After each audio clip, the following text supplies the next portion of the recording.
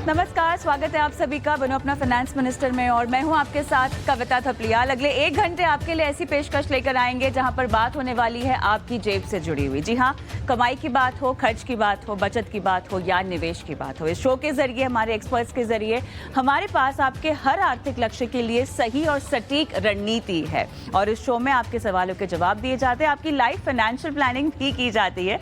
तो चलिए शो की शुरुआत करते हैं ऑन द शो के साथ। म्यूचुअल फंड में निवेश करना चाहते हैं तो साफ तौर पर, जाहिर तौर पर आपको अपने रिटर्न्स को लेकर बहुत चिंता होगी। तो ऐसे में कहाँ मिल रहा है आपको बेहतर रिटर्न? म्यूचुअल फंड में एसआईपी करें, एनपीएस में रिटायरमेंट के लिए निवेश करें या फिक्स्ड डिपॉजिट में अपना पैसा, अपना निवेश बढ़ाएं? इसको लेकर सवाल जवाब होंगे आज एक्सपर्ट्स के साथ।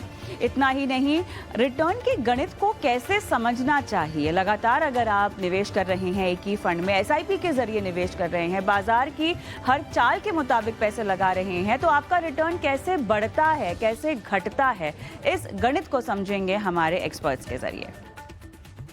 आजादी का जश्न मनाया जाएगा बनो अपना फाइनेंस मिनिस्टर में, जहां पर हम आपको बताएंगे कि ईटी नाउ स्वदेश की टीम कैसे करती है अपनी फाइनेंशियल प्लानिंग। जी हां, दिग्गज एक्सपर्ट्स की बात तो हमेशा आप सुनते हैं, लेकिन एक आम आदमी, एक आम निवेशक कैसे अपने आप को आर्थिक आजादी की राह पर लेकर जा रहा है, इस पर ईटी नाउ स्वदेश की टीम से खास बातचीत आजादी के जश्न पर। और इतना ही नहीं, अगर आप भी अपनी लाइफ फाइनेंशियल प्लानिंग हमसे करवाना चाहते हैं तो अपने सवाल हम तक पहुंचाइएगा।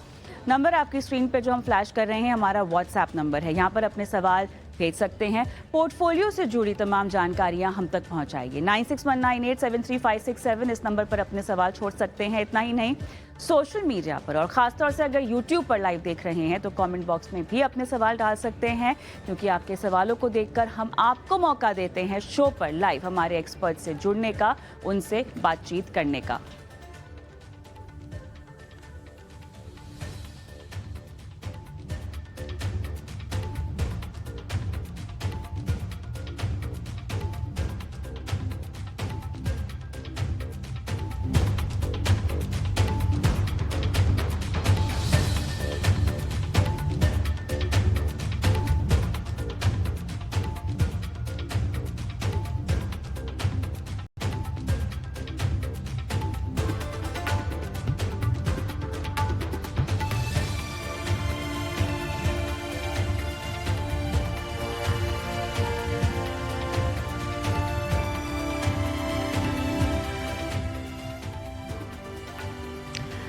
और चलिए, तो आज शो की शुरुआत होगी और सवाल जवाब का सिलसिला पहले हम शुरू करेंगे। निसरीन मामा जी, जो कि सीएफपी हैं, मनी वर्क फाइनेंशियल के, हमारे साथ जुड़ गई हैं, दर्शकों के सवालों के जवाब देंगी और उनका मार्गदर्शन करेंगी। निसरीन, आपका स्वागत है और चलिए, दर्शकों का जुड़ना भी शुरू हो चुका है, सीधा उनसे जुड़ते हैं। और विनोद रावत साहब मेरे साथ फोन लाइन पर हैं। विनोद जी नमस्कार, गुड इवनिंग, कहाँ से बोल रहे हैं sir? Good evening sir. Madam, मैं नर्मदापुरम होशंगाबाद से बोल रहा हूँ, एमपी से। ओके, पूछिए सर, कैसे आपकी सहायता कर सकते हैं? मैडम, ऐसा है कि अभी मेरा बेटी करके बीटेक किया है, अभी सर्विस लगी उसकी, तो मैं उसके लिए शिफ्ट तैयार, उसने बोला था म्यूचुअल फंड में शिफ्ट करने का, तो मैंने आपको उसका पोर्टफोलियो भेजा है, तो आप उस पर पोर्टफोलियो में जो फंड है सर, मैं एक बार नाम पढ़ देती हूँ, आप देखिएगा यही फंड्स की बात हो रही है या नहीं। पराग पारिक का फ्लेक्सी कैप है, निपॉन इंडिया लार्ज कैप है, मोतीलाल ओसवाल मिड कैप, बंधन small cap and Kotak multi cap है। और 35,000 की आपकी एसआईपी चल रही है, 20 से 25 साल आपको इन्वेस्ट करना है। 5 फंड्स हैं ये सर, ये फंड सही है? हाँ, यही फंड। ओके, चलिए ठीक है, बताते हैं आपको कि ये फंड्स का चुनाव सही है नहीं। और लक्ष्य क्या होगा, 20 से 25 साल में कितना इकट्ठा करना चाहते हैं? मैडम, एक्चुअल में लक्ष्य तो मैं तो नहीं बनाऊंगा, बेटे को ही बनाना है, पर अभी वो 23 साल का है, तो वो ये है कि वेल्थ क्रिएशन हो जाए। चलिए ठीक है, वेल्थ क्रिएशन का ही एक गोल ले लेते हैं फिलहाल, बाकी तो वो बाद में अपने लिए लक्ष्य तय कर ही सकते हैं। चलिए निसरीन, विनोद जी को अपने बेटे के लिए ये पोर्टफोलियो बनाना है और उम्मीद ये करती हूँ कि एसआईपी भी उनके बेटे ही कर रहे हों और ये नहीं कर रहे हों बेटे के नाम पे, बट वेल्थ क्रिएशन का एक लक्ष्य जो कि बेटे ने भी रखा हुआ है अपने लिए। बताइए कैसे हैं फंड्स? सो विनोद जी, आपने बहुत अच्छी शुरुआत की है। डेफिनेटली आपने strong long term fund select किए हैं। पराग परक flexi cap fund, Nippon large cap, बंधन स्मॉल कैप। ऑल्सो आप मार्केट कैप्स और इन्वेस्टमेंट स्टाइल्स में भी आपने काफी पूरी डाइवर्सिफिकेशन दी है। आपके पास लार्ज कैप है, मिड कैप है और स्मॉल कैप है। एंड 20 to 25 years जो आपकी होराइजन है, तो ये जो होल्डिंग्स है ये काफी वेल सूटेड है लंबी इन्वेस्टमेंट्स के लिए और सस्टेन्ड वेल्थ क्रिएशन के लिए। तो मैं ईच फंड का रिव्यू करूंगी आपके लिए। आप पराग पर एक फ्लेक्सी कैप में 10,000 रुपीज इन्वेस्ट कर रहे हो, उसे आपको कंटिन्यू करना चाहिए या आपको आप स्टेप अप कर सकते हो। एवरी ईयर आप 10% स्टेप अप कर सकते हो, तो आप पराग पर एक फ्लेक्सी कैप में भी वो एलोकेट कर सकते हो। ये कंसिस्टेंटली स्ट्रॉन्ग परफॉर्मर है एंड 20+ ईयर फंड है, तो उसके लिए please continue that fund. Nippon India large cap fund 5,000 rupees, ये आप शायद आप कंटिन्यू भी कर सकते हैं या आप पराग पर एक फ्लेक्सी कैप में ये 5,000 रुपीज आप मर्ज भी कर सकते हो। It's a stable fund but it's always not been the top in its category. So आपके पास दोनों चॉइस है, आप कंटिन्यू कीजिए या 5,000 रुपीज पराग पर एक फ्लेक्सी कैप में ऐड कीजिए। मोतीलाल ओसवाल मिड कैप आपको कंटिन्यू करना है। इसकी परफॉर्मेंस काफी अच्छी, रीसेंट परफॉर्मेंस इंप्रूव हुई है और उसकी स्ट्रैटेजी है अग्रेसिव ग्रोथ। बंधन स्मॉल कैप 7,500, प्लीज कंटिन्यू। ये हाई रिटर्न वाली इन्वेस्टमेंट है। काफी वॉलेटिलिटी हो सकती है स्मॉल कैप फंड में, लेकिन लॉन्ग टर्म वेल्थ क्रिएशन में ये आपको हेल्प करेगा बंधन small cap. And Kotak multi cap fund जो है ये ऑप्शनल है, आप कंटिन्यू भी कर सकते हो या ये 5,000 रुपीज अब 2,500 Motilal Oswal mid cap and बंधन स्मॉल कैप में आप इसको आप डिस्ट्रीब्यूट भी कर सकते हो। इसकी कंसिस्टेंसी काफी ठीक रही है और बैलेंस एक्सपोजर भी है। सो 20 साल के बाद आपकी future compounded annualise growth rate 12% हो, तो आपकी फ्यूचर वैल्यू होगी 3.5 करोड़। और 25 साल के बाद आपको कंपाउंडेड एनुअलाइज ग्रोथ रेट 12% मिले, तो आपकी कॉर्पस होगी 6.5 करोड़। तो ये हम आपको दोनों कैलकुलेशंस दे रहे हैं। आपको वेल्थ क्रिएशन आपने सिलेक्ट किया है 20 या 25 साल के बाद। तो all the very best Vinod ji. चलिए विनोद जी, आपको निसरीन ने एक रणनीति तो दे दी है, बट मैं आपसे दरख्वास्त ये करना चाहती हूँ आपसे ये करना चाहती हूँ कि आप अपने बेटे को खुद ही ये निवेश को लेकर आगे बढ़ने में सहायता करें, मार्गदर्शन दिखाएं। और मेरे ख्याल से आने वाले समय में उनको खुद को अपने लक्ष्य तय करने हैं और कहीं ना कहीं उन्हें बागडोर अपने हाथ में लेनी होगी। तो अगली बार अगर सवाल पूछना हो तो मैं चाहूँगी कि आपके बजाय आपके बेटे हमसे ये सवाल पूछें। आगे बढ़ते हैं। अब्दुल साहब मेरे ख्याल से फ़ोन लाइन पर हमारे साथ हैं। Abdul, good evening. जी गुड इवनिंग। कहाँ से बोल रहे हैं सर? दिनों से कोशिश जी मैम, मैं अभी अमरनाथ ड्यूटी में हूँ इधर। जी जी जी जी पूछिए। तो मैं ये पूछना चाहता हूँ कि मैंने जियो ब्लैक रॉक के जो अभी इंडेक्स फंड आए थे उनमें मैंने 15,000 रुपया लमसम डाला है। तो मैं उनमें सर क्यों आपने एक ही फंड हाउस को क्यों चुना है? स्कीम्स मेरे पास हैं और स्कीम्स मेरे ख्याल से 4 हैं और एक ही फंड हाउस की हैं। जी जी जी जी जी। क्यों सर एक ही फंड हाउस क्यों? मैम ऐसा था, एक फ्रेंड था, मैंने वैसे मुझे तो इतनी इसके बारे में नॉलेज नहीं है, तो उसने बताया तो मैंने कर दिया। अदरवाइज मैंने एक पोर्टफोलियो मुझे बताओ जो मैं 14 साल के लिए करूं। मैं 14 साल के बाद रिटायरमेंट हो जाऊंगा। चलिए ठीक है। इस फंड हाउस के बाहर भी आप निवेश करना चाहेंगे, कोई दिक्कत तो नहीं होगी ना? कोई दिक्कत नहीं। चलिए ठीक है। कभी कभी ऐसे होता है कि जानकारी के अभाव में एक ही फंड हाउस इकट्ठा कर लिया जाता है, लेकिन यहाँ पर मेरे ख्याल से बहुत ज़्यादा ही कॉन्सेंट्रेशन है। और चलिए लमसम भी है और SIP भी है। निवेश आप बढ़ाने की कोशिश कीजिएगा। फिलहाल 1 CR का ही लक्ष्य पकड़ के चलते हैं। निसरीन, पूरा पोर्टफोलियो ही नए सिरे से आपको रेकमेंड करना होगा। श्योर जी जी मैम, ये ऐसे। तो अब्दुल जी, आपका पोर्टफोलियो अभी जियो ब्लैक रॉक के NFO इंडेक्स फंड्स में ज्यादा कॉन्सेंट्रेटेड है और इसकी वजह से प्रॉब्लम ये है कि NFO में फंड के पास परफॉर्मेंस की डेटा नहीं है हमारे पास। सारे फंड्स आपने एक ही एएमसी से स्पेसिफिक रिस्क बढ़ जाता है, बिकॉज आपने एक ही फंड हाउस में इन्वेस्ट किया है। और प्योर फंड इंडेक्स फंड्स होने से मिड कैप और स्मॉल कैप में वॉलेटिलिटी जो हो सकती है और रीबैलेंसिंग करना है ना, वो मुश्किल पड़ सकता है आपको। तो इसीलिए मैं आपको राय दूंगी कि फिलहाल आपने निफ्टी 50, नेक्स्ट 50, मिड कैप 150 और स्मॉल कैप 250 में इन्वेस्ट की है इंडेक्स फंड सिर्फ, और फिर आपने एक लिक्विड फंड लिया है। तो इसमें प्रोज है कि एडवांटेजेस है कि ये वेरी लो कॉस्ट आपने प्रोडक्ट सिलेक्ट की है, गुड डाइवर्सिफिकेशन भी है across market caps. But cons हो सकती है, डिसएडवांटेजेस हो सकती है कि all the funds are passive and there's no active fund management side to handle the market downturns, because market की उतार चढ़ाव तो complete कंटिन्यू हो सकती है। सो यहाँ आपकी जो मिसिंग है, इंटरनेशनल इक्विटी एक्सपोजर मिसिंग है, फ्लेक्सी कैप या dynamic asset allocation models, thematic भी थोड़ी मिसिंग है। तो मैं आपको थोड़ी एक ऑल्टरनेटिव पोर्टफोलियो सिलेक्शन देती हूँ। इसमें आप फ्लेक्सी कैप कैटेगरी में 25% आप इन्वेस्ट करें पर एक फ्लेक्सी कैप या HDFC फ्लेक्सी कैप फंड में। लार्ज कैप इंडेक्स आप सिलेक्ट कीजिए जियो ब्लैक रॉक निफ्टी 50 इंडेक्स जो ऑलरेडी आपके पास है, सॉरी 20% 3,000 रुपीज के लिए। मिड कैप आप इन्वेस्ट करें कोटक इमर्जिंग इक्विटी या मोतीलाल ओसवाल मिड कैप 20% के लिए। Small cap Nippon India small cap या बंधन small cap 15%। Sorry, international equity Motilal Oswal Nasdaq 100 या पीजिम ग्लोबल अपॉर्चुनिटीज 10%।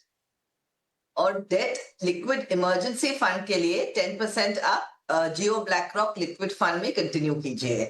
तो इसकी फ्यूचर वैल्यू होगी, आप 15,000 SIP कर रहे हो और 2,000 रुपीज आप स्टेप अप कर रहे हो, एवरेज 12% रिटर्न आपको मिले कंपाउंडेड 14 साल के बाद, तो लगभग आपकी अप्रोक्सीमेट वैल्यू होगी अबाउट 1.25 करोड़।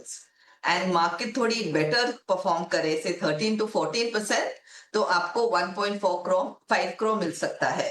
तो मैं आपको रेंज दे सकती हूँ, 12% भी आपको रिटर्न हो सकता है आफ्टर 14 इयर्स या 13-14%। लेकिन थोड़ी आपको एसेट एलोकेशन बदलने की जरूरत है।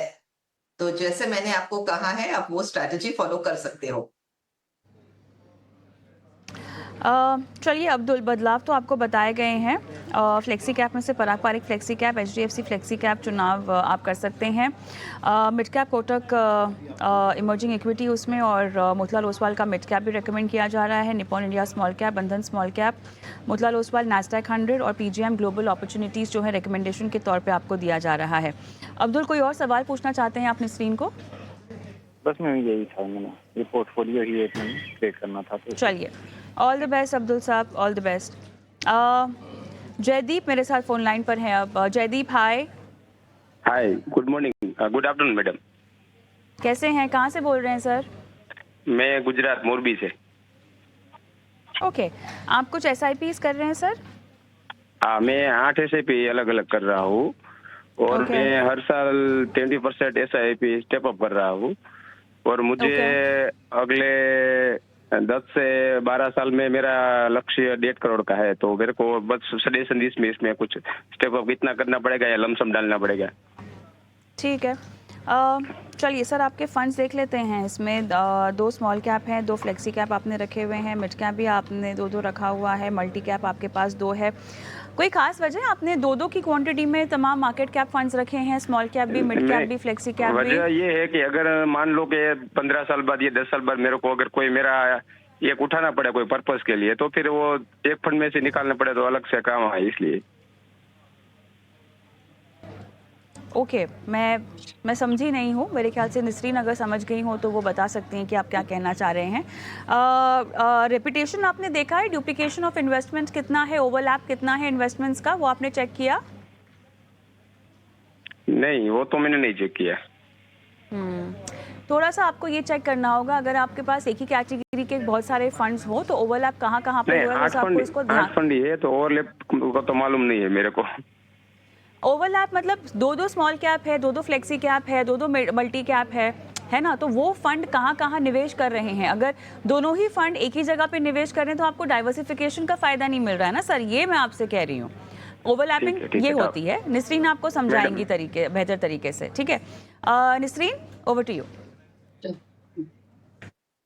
सो बेसिकली जयदीप जी, आपने डाइवर्सिफाई तो किया है, आपने मिड कैप भी सिलेक्ट की है, स्मॉल कैप भी सिलेक्ट की है, मल्टी कैप और फ्लेक्सी कैप, लेकिन आपने बहुत सारे फंड सिलेक्ट किए हैं, जैसे कविता ने ऑलरेडी किया। आपके पास 2 मिड कैप फंड्स है, Edelweiss and Kotak, 2 small cap funds है, HDFC and Kotak, 2 flexi cap है, Motilal and ICICI, and 2 multi cap, Nippon and SBI.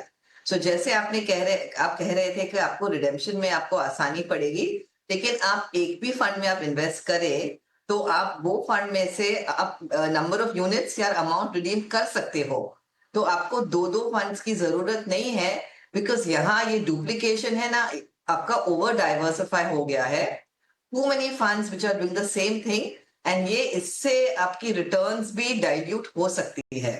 तो टोटली आप SIP कर रहे हो 8,000 rupees, and even if 12 to 14% आपको कंपाउंडेड एनुअलाइज ग्रोथ रेट मिले, तो 1.5 crore definitely difficult goal post है आपके लिए, अनलेस आप कंट्रीब्यूशन इंक्रीज करें। तो टू रीच 1.5 करोड़ आपको इन्वेस्ट करना होगा 30,000 रुपीज एटलीस्ट, अस्यूमिंग कि आपको 12% कंपाउंडेड एनुअलाइज ग्रोथ रेट मिले and 20% step up every year. Alternatively आप 35,000 से शुरू कर सकते हो एंड 15% स्टेप अप कर सकते हो, बिकॉज आपकी जो ड्यूरेशन भी है वो काफी छोटी है। आप चाहे तो आप टेन्योर इंक्रीज कर सकते हो, at least for another 15 years, and at 12% CAGR आपको आप टाइम बढ़ा दे तो एटलीस्ट 20 years, तो ये आपकी आवश्यकता, ये गोल पोस्ट आप जल्दी टाइम फ्रेम में आप अचीव कर सकते हो, लेकिन आपकी टाइम फ्रेम बहुत कम है एंड आपकी अमाउंट थोड़ी कम है in that short time frame. तो if you do for 25 years it will be even better, and यहाँ आपको फिर स्टेप अप करने की जरूरत नहीं पड़ेगी। सो फिलहाल जो आप 8,000 रुपीज कर रहे हो 10 साल में, 12% कंपाउंडेड एनुअलाइज ग्रोथ रेट में आपकी कॉर्पस होगी अबाउट 18.4 lakhs, एंड आप 10% स्टेप अप भी करें तो आप 27 लाख तक ही पहुंच सकेंगे। तो हम आपको सजेस्ट करते हैं कि आप है ना एक ही लार्ज कैप या फ्लेक्सी कैप में से मोतीलाल ओसवाल फ्लेक्सी कैप आप सिलेक्ट कीजिए, मिड कैप में आप कोटक मिड कैप में आप कंटिन्यू कीजिए, small cap HDFC small cap, and multi cap category में आप इधर निप्पॉन या एसबीआई दोनों में से एक चुनिए। सो देन आपकी ऑटोमेटिकली 8 फंड्स में से आप you are coming down to 4 funds only. And जैसे मैंने आपको अमाउंट्स के बारे में पहले बताया है, 8,000 रुपीज फॉर ओनली 10 years, थोड़ी आपको डिफिकल्टी पड़ेगी, तो आप टाइम फ्रेम बढ़ा दीजिए या अमाउंट इंक्रीज कर दीजिए, दोनों ऑप्शन आपके सामने है। All the very best Jaydeep. चलिए जयदीप जी, आप फोन लाइन पर मेरे साथ हैं। कुछ बदलाव जो यहाँ पर आपको बताए जा रहे हैं निसरीन के जरिए कि आपने नोट डाउन किए हैं, कुछ और पूछना चाहते हैं आप? हाँ, नहीं वो बदलाव मैंने देख लिया। कुछ और पूछना है आपको? नहीं madam, thank you. Okay, all the best. चलिए आगे बढ़ते हैं और घनश्याम चौधरी का सवाल लेते हैं निसरीन। इन्होंने 11 फंड में निवेश कर रखा है, इनकी उम्र 60 साल की है, 5 साल से इक्विटी म्यूचुअल फंड में निवेश भी कर रहे हैं, और एसबीआई के इनके पास कुछ 4-5 फंड्स हैं, Contra, flexi cap, balance advantage और ब्लू चिप। आईसीआईसीआई के इनके पास फंड्स हैं, बैफ है, मल्टी एसेट है, मल्टी कैप है, वैल्यू डिस्कवरी है, एसबीआई का फ्लेक्सी कैप है, माफ़ कीजिएगा आदित्य बिरला का सनला इनके पास फ्लेक्सी कैप है, कोटक का फ्लेक्सी कैप है, फ्रैंकलिन इंडिया का एग्रेसिव हाइब्रिड भी है। फ़ोन लाइन पर मेरे साथ है नहीं, अगर होते तो बहुत अच्छा होता, क्योंकि ओवरऑल गोल क्या है, अभी इनकी उम्र 60 है, तो मेरे ख्याल से अब रिटायरमेंट के बाद की ये बात कर रहे हैं। पोर्टफोलियो से ये क्या चाहते हैं उसको लेकर मुझे कोई क्लैरिटी है नहीं फ़िलहाल, और साथ ही पोर्टफोलियो वैल्यू क्या है ये भी इन्होंने जो है हमें कुछ जानकारी नहीं दी है। डेट पोर्टफोलियो कह रहे हैं जो कि क्वार्टरली और एनुअली इंटरेस्ट की कमाई हो जाती है उससे अप्रॉक्सीमेटली 12 लाख। ओके, इन्वेस्ट करना है उस पैसे को। Annual flow Yes. Approximately ₹12 lakh ये बोल रहे हैं, यहाँ पर लिखा हुआ है इन्होंने अपने सवाल में। और EPFO कॉर्पस को लेके भी सवाल पूछ रहे हैं। अगले 2 साल तक उस कॉर्पस को EPFO के साथ रख सकते हैं और उसके बाद NPS इन्होंने अपनी बढ़ा दी है। ठीक है।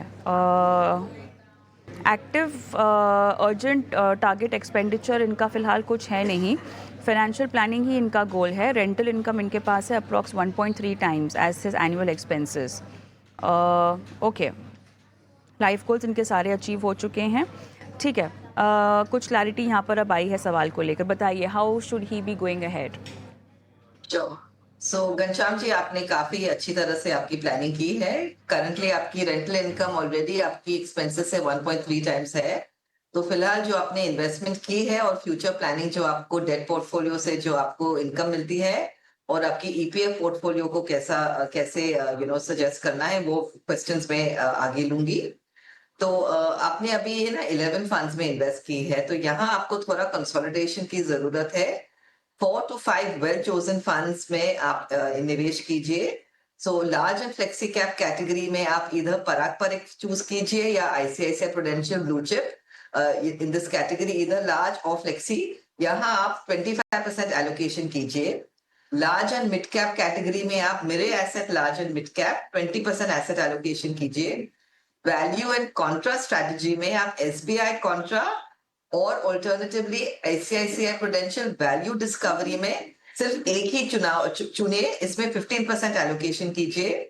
बैलेंस एडवांटेज कैटेगरी में HDFC बैलेंस एडवांटेज या ICICI बैलेंस एडवांटेज, दोनों में से एक सिलेक्ट कीजिए 25% तक। और इक्विटी हाइब्रिड में आप HDFC equity hybrid fund 15% asset allocation कीजिए। तो इससे आपकी डुप्लीकेशन कम हो जाएगी, आपको ग्रोथ एंड डाउनसाइड प्रोटेक्शन दोनों में बैलेंस मिलेगा और आप वॉलेटिलिटी को भी चेक कर पाएंगे। जो आपके 12 लाख इनकम है फ्रॉम योर डेट पोर्टफोलियो, उसको आप एक 2/3 1/3 रेशियो मैंने आपको सजेस्ट की है। 2/3 आप इक्विटी में डालिए, बिकॉज ऑलरेडी आपकी एक्सपेंसेस तो आपकी रेंटल इनकम से आप मिल ही रहे हैं।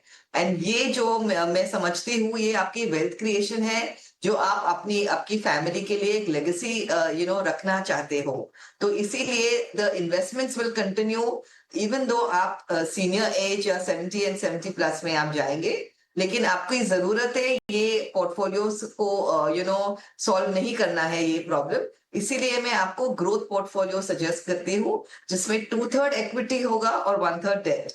2/3 इक्विटी में आप SBI फ्लेक्सी कैप है जो एग्जिस्टिंग फंड है, उसमें आप 2 लाख रुपीस इन्वेस्ट कर सकते हो annually. ICICI multi asset fund भी एग्जिस्टिंग है 2 लाख रुपीस, इसमें इक्विटी गोल्ड एंड डेट तीनों बैलेंस मिलेंगे आपको। कोटक फ्लेक्सी कैप फंड भी एग्जिस्टिंग फंड है, तो 2 लाख वहां आप इन्वेस्ट कीजिए। SBI Contra existing fund 2 lakh rupees, इसमें भी आप इन्वेस्ट कीजिए। बाकी के पैसे आप HDFC कॉर्पोरेट बॉन्ड में इन्वेस्ट कीजिए 2 लाख रुपीस। ये डेट ऑप्शन है, स्टेबल है, हाई क्रेडिट डेट है इसमें। और Bharat bond ETF target maturity 2030 में ऑल्सो आप 2 लाख रुपीस इन्वेस्ट कीजिए। ये टैक्स एफिशिएंट है और प्रिडिक्टेबल रिटर्न्स मिलेगा।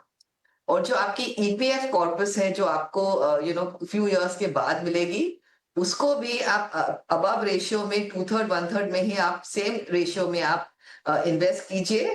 2/3 in hybrid funds, balance advantage category, equity hybrid category, multi asset category. तो यहाँ ग्रोथ विद कंट्रोल वॉलेटिलिटी आपको मिलेगा। And 1/3 debt and liquid funds में आप इन्वेस्ट कीजिए, यहाँ सेफ्टी एंड लिक्विडिटी मिलेगा आपको, और 2 to 3 इयर्स एक्सपेंसेस भी आप सेफ रख सकते हो। तो ऑलरेडी मैंने आपको चॉइसेस दी है, 2/3 1/3 आप ये रेशियो आप कंटिन्यू कीजिए। And why this works for you, because आपकी ऑलरेडी स्टेबल इनकम सोर्सेस है, आपको रेंटल इंटरेस्ट मिल रहा है, आपको डेट इंटरेस्ट मिल रहा है। सो देयरफॉर आपको एक मॉडरेट इक्विटी एक्सपोजर लेने के लिए थोड़ी हम कॉन्फिडेंटली कह सकते हो कि आप ये एक्सपोजर ले सकते हैं, आपको सेफ्टी जेपरडाइज करने की जरूरत नहीं है।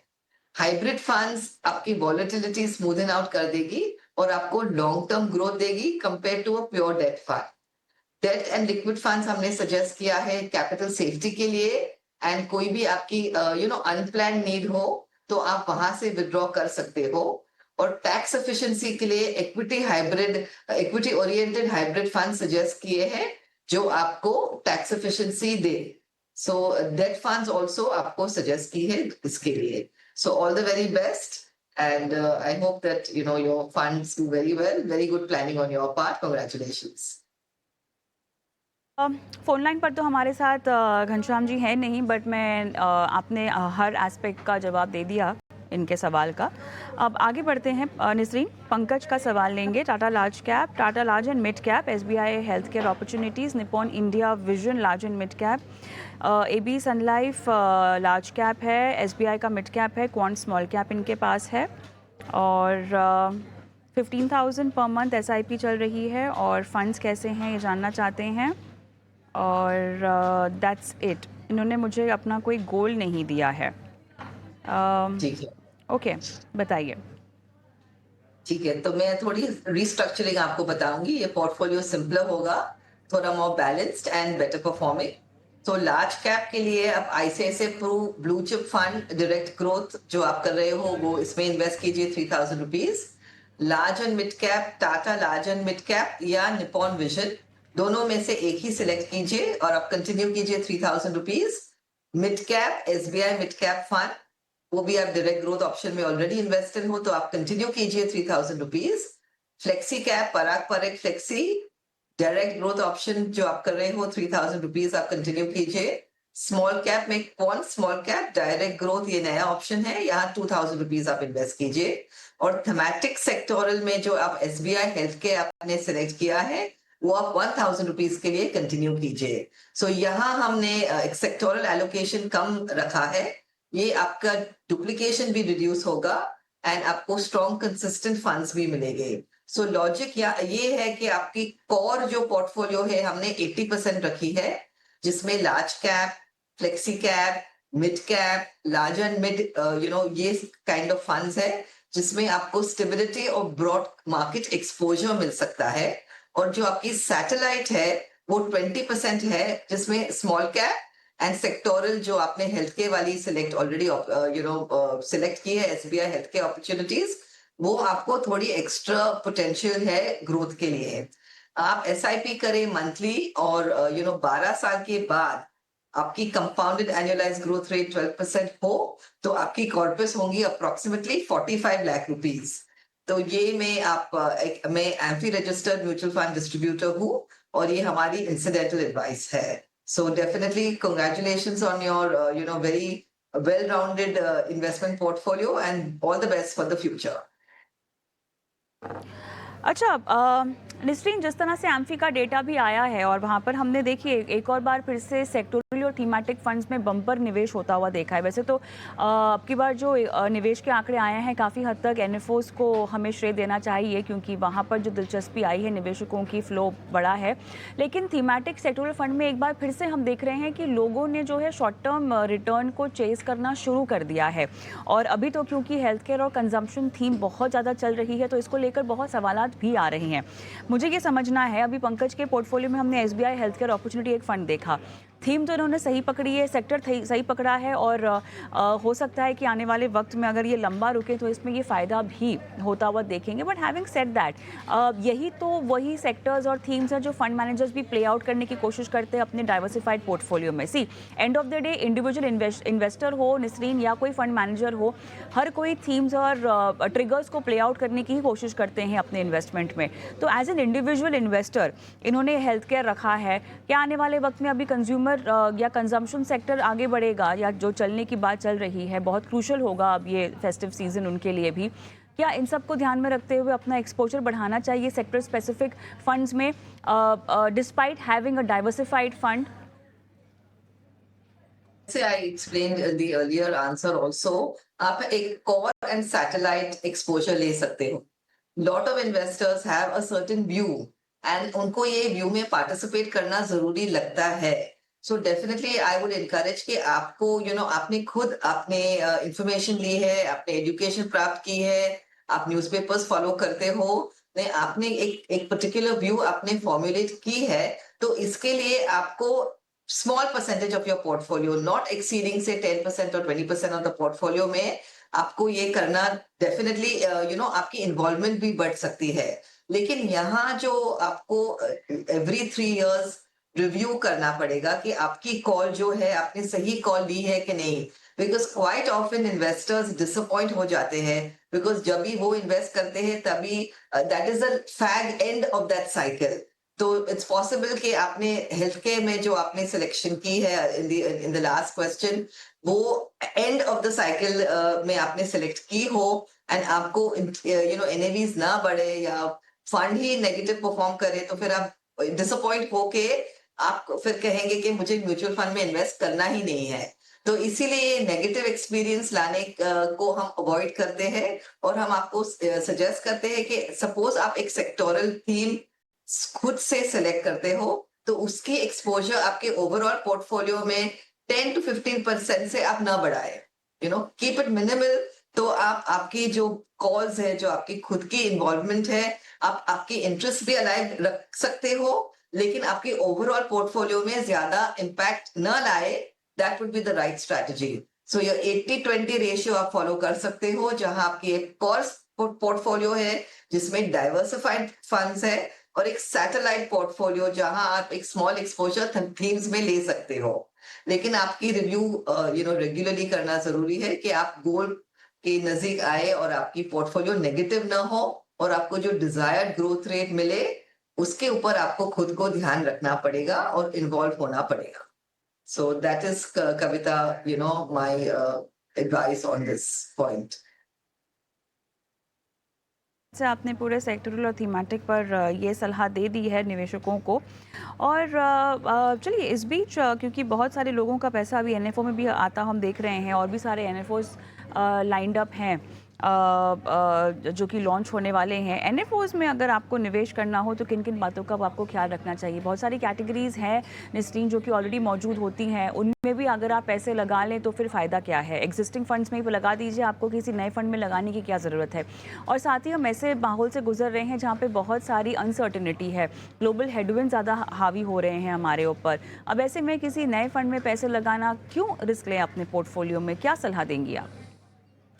तो जैसे आपकी ऑलरेडी एक पोर्टफोलियो बनी हुई है, आपको लगे कि आपकी पोर्टफोलियो में कोई गैप है, लाइक अभी lot of factor funds have been अभी रिसेंटली इंट्रोड्यूस हुए हैं, momentum, quality, index funds. So this is a new category of funds जो पैसिव में गिने जाते हैं, लेकिन पैसिव स्टाइल में एक्टिव मैनेजमेंट है। सो इसमें आपकी खुद की पोर्टफोलियो में गैप हो या आपको लगे कि एक पर्टिकुलर फैक्टर या पर्टिकुलर एनएफओ आपको इंटरेस्ट हो या आपकी दिलचस्पी हो, तो आप इन्वेस्ट कर सकते हो definitely and a smaller portion.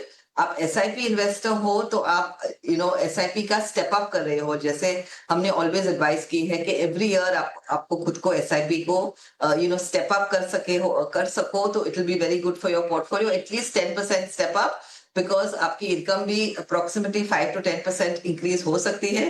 तो जो एडिशनल स्टेप अप अमाउंट है, दैट अमाउंट आप एसआईपी कर सकते हो टुवर्ड्स अ न्यू फंड। लेकिन आपको आपकी खुद की पोर्टफोलियो को एनालाइज करते हुए आपको कोई भी गैप लगे कि इसमें हमारी sort of allocation नहीं है, then only you need to go for an NFO. Otherwise जो आपकी existing portfolio है उसे ही आप बढ़ा सकते हो with the step up amount or with any additional amount that you have, any lump sum जो आपके पास साल में मौजूद हो। So ये थोड़ी questionable है कि आप हर NFO में इन्वेस्ट करना जरूरी नहीं है। Lot of existing funds have given superb returns and आप वही फंड में इन्वेस्ट करें या कंटिन्यू करें तो भी it makes a lot of sense। Gap हो आपकी एलोकेशन में तो वो आप एनालाइज करके सिर्फ वो गैप भर सकते हो वाया एन एनएफओ।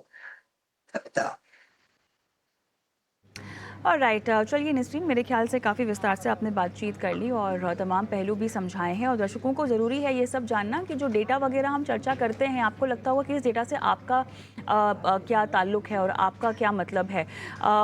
आप एक ऐसे एसेट क्लास में निवेश करते हैं जिसकी जानकारी रखना आपकी जिम्मेदारी है, क्योंकि आप भी इस एसेट क्लास में भाग ले रहे हैं निवेश के जरिए। भले ही आप डायरेक्ट स्टॉक्स खरीद रहे हो या आप म्यूचुअल फंड के जरिए निवेश कर रहे हो, तो बाजार को लेकर कोई गतिविधि हो, भले ही लॉन्ग टर्म इन्वेस्टर हो और आपको लगता है कि लॉन्ग टर्म का तो कोई इम्पैक्ट नहीं होगा, शॉर्ट टर्म में बाजार रिएक्ट कर रहा है, बाजार भले ही शॉर्ट टर्म में रिएक्ट कर रहा होगा, लेकिन आपको अपने पोर्टफोलियो में अगर कोई बदलाव करने हैं तो वो करने का मौका भी आपको मिलता है, अगर आप लॉन्ग टर्म निवेशक हों तब भी। चलिए, इसी तरह की बहुत सारी सीख हम शो में लेकर आते हैं, लेकिन नसरीन आपसे हम विदा लेते हैं। धन्यवाद, आप जुड़ी, दर्शकों का मार्गदर्शन किया। और स्क्रीन पर लगातार फ्लैश हो रहा है व्हाट्सएप नंबर, जहां पर आप हम तक पहुंच सकते हैं, अपने सवाल हम तक पहुंचा सकते हैं। लेकिन फिलहाल एक छोटा सा ब्रेक, और ब्रेक के उस पार बनो अपना फाइनेंस मिनिस्टर में आज़ादी का जश्न मनाएंगे।